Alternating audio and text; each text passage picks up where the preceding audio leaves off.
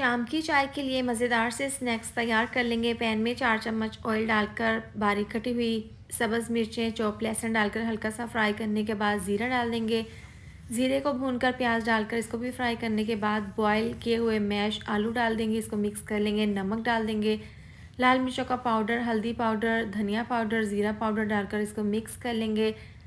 साथ ही बारीक कटा हुआ धनिया डालकर इसको मिक्स करके साइड पर रख देंगे। ब्रेड के स्लाइस को इस तरह से ढक्कन से इसके अंदर से गोल वाला स्लाइस निकाल लेंगे। कॉर्नस्टार्च डाल देंगे।